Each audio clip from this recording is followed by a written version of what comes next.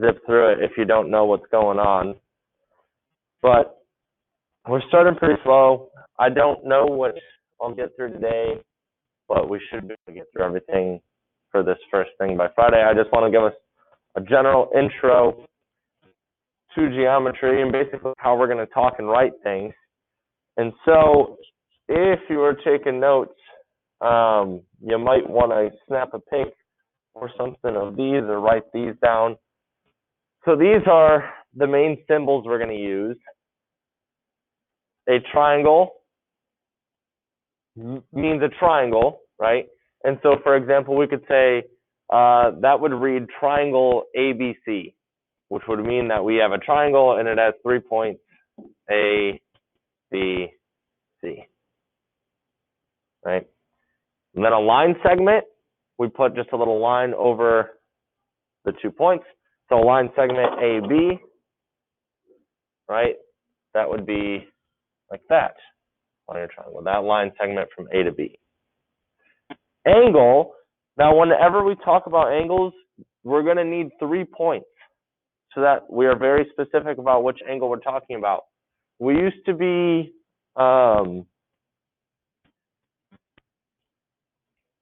okay with just saying like angle A right here, right? Or like angle B right here.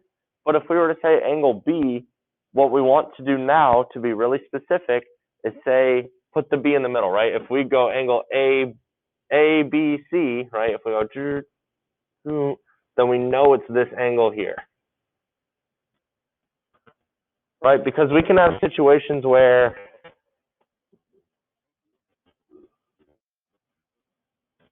right, maybe we get something like this, and if this is A, and I say angle A, well, is it this one or is it this one, right? But if we have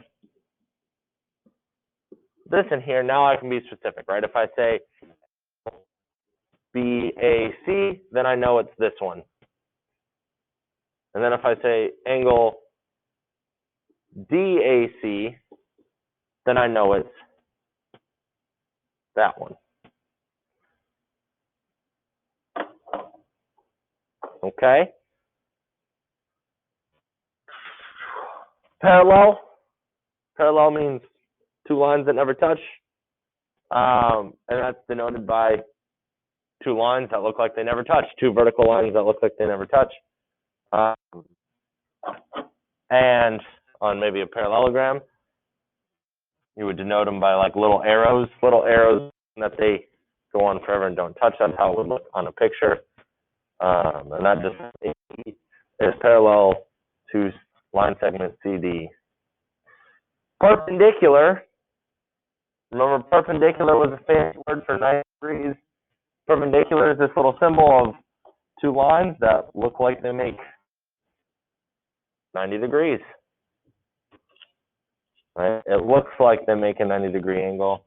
That's fine. So perpendicular AB, perpendicular to CD. I don't have like a specific example, but if this was AB and this was perpendicular to C and D, that's what it would look like. And then congruent. Congruent is that thing I kept throwing at you guys a little bit. Congruent is this symbol right here. And maybe I'll write it out. It's an equal sign with a little squiggle on top. That means congruent. And all congruent is essentially the equal sign, but in geometry. You might as well just think of it as equals. We're going to kind of go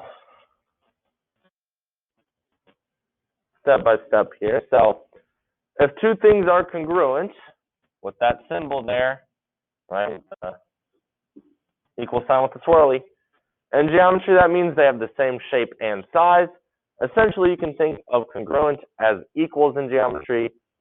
And some common things we're going to say are congruent are line segments, angles, and triangles. So you can say that like triangle ABC,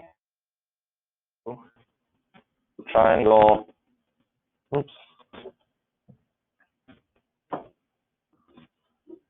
triangle CEF, right?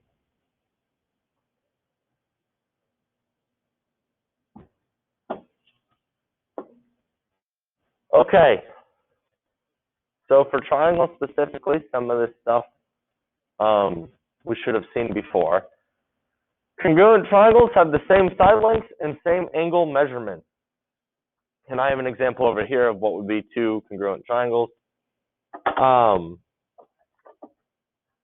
When writing a congruent statement, what is that? A congruent statement. You need to make sure you write the triangles in the proper order so that the sides and angles match up with their respective letters. For example, triangle ABD,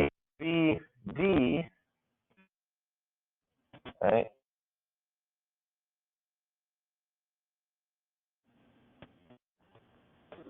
is congruent to triangle CBD.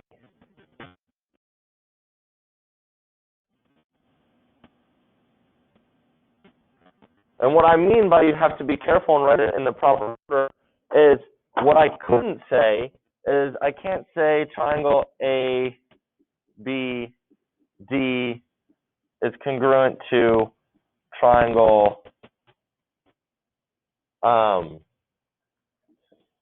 BCD because it's not matching up. So page ABD, we started, right? If I were to angles are the same, right? These angles are the same, and these angles are the same. And then you can kind of see where they marked the same, that side length is the same as this one as itself, right? So if I start at A, the one that matches on the other triangle is C. So A and C are the proper ones. So now I'm back up here, right? A and C are first. Then if I go to B, well, the one that matches here is also to B, so they both go to B. And then down to D, and then the same one here, the one that matches on the other triangle is D. Right? If I do this bottom one here, that's wrong. If I do this one, A, and then I start here on this one, but then I start with this one, which is not good. And the reason we can't do that is because when we write it like this tells us something. This tells us the order of things. So from this, we can say that angle ABD is congruent to angle CBD. And is that true? ABD, CBD. Those two are congruent ones, right? Or you can, the other way, you could say angle DAB, right? As long as you go from left to right in that order, you can kind of start over. Angle B is congruent to, and then as long as you started this, so I went DAB, as long as I start this in the same spot over here, I can go DCB, should be true. So DA, so that's this blue one, DCB, oh, that's also blue angle. So that's why it's important to write them in the proper order. So this is bad, right? You can't just write it however you want. You have to write it so that everything's matching up. That way, it makes sense when you can tell other things are congruent, right?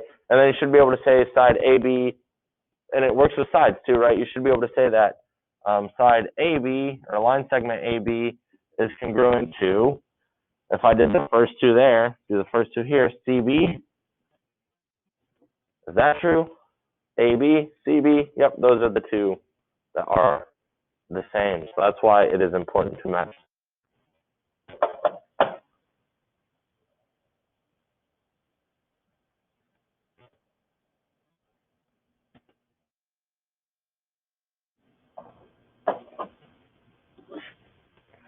That's how I do it.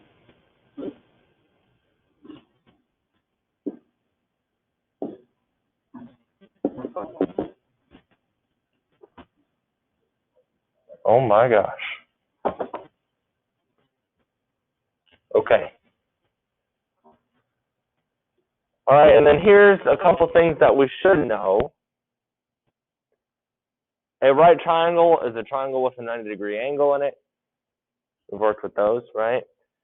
An isosceles triangle, you guys should have heard that before, is a triangle that has two of the same side lengths and two of the same angles. So that would be a triangle that maybe kind of looks like that, right? Where these two side lengths are the same length and these two angles would then also be the same length. And then all triangles have to add to 180 degrees. That is also something that we should know. So any triangle, no matter what it looks like, right? If this is 96 degrees and this is 34 degrees, right? If you have two angles of a triangle, you should be able to find the third because they all have to add to 180. 96 plus 34 is 130. And if they have to all add to 180, the one that should be left is 50 degrees. Right? Make them all add to 180.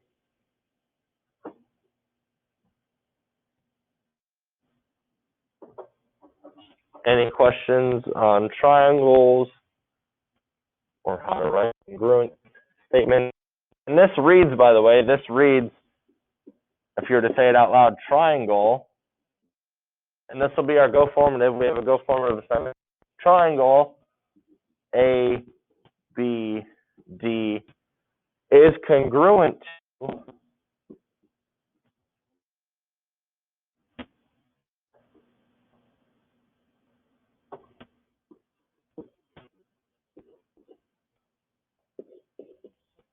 triangle CBD.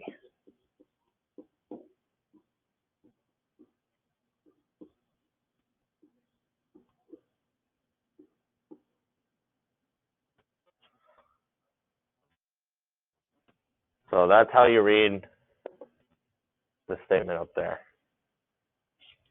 And this is what your Delta Math assignment, or not Delta Math, sorry, this is what your go formative asked you to do.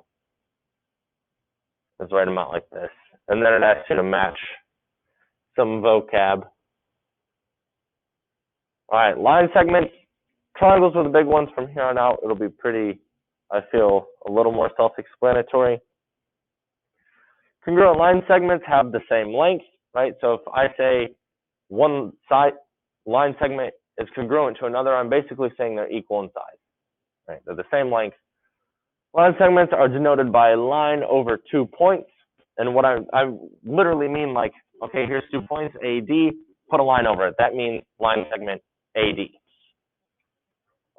So in this case, we have AD is congruent to CD. I kept the same triangle, right? And that's because AD, this line, is the same length as this line. Which again, in geometry, if you have a picture, when you have the same side length, you denote it by a little tick mark, right? So they're saying this side, I don't know why my smartboard's doing that. Only doing it sometimes. They're saying this side is congruent to that side. Those sides are the same length. And then since we already used the single tick mark, if I'm trying to say the other two sides are congruent, I'm not going to do, if I just did one tick mark and one tick mark, what I would be saying is that all four of these are the same, which in this picture is not true. These ones are clearly longer, right? So I do two tick marks, and then to find the other one that's the same, I do two tick marks. And that's just really helpful, and will be really helpful later on to us when we're trying to do some things in order to like kind of organize everything on a picture. Right now you can easily see those two are the same and those two are the same. And that should be good. But anyways, this one says AD, oh my gosh, what's going on? AD is congruent to CD. Which in words on your go formative, you would have to write something like, hello.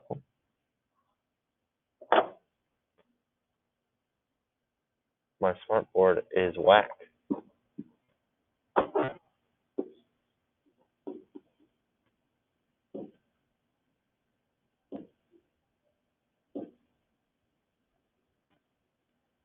Give me 1 second because we're gonna have to do this again for whatever reason.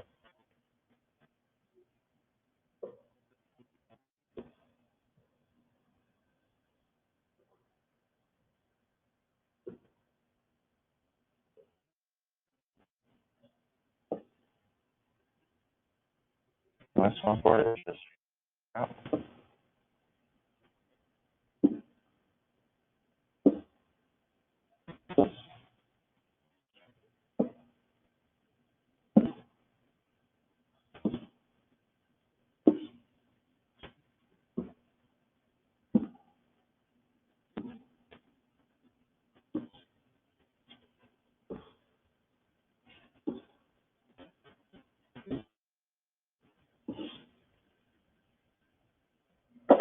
Okay, that should be good. So how this would read is line segment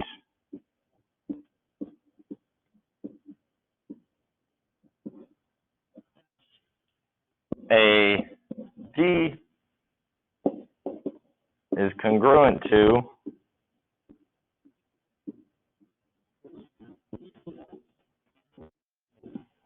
line segment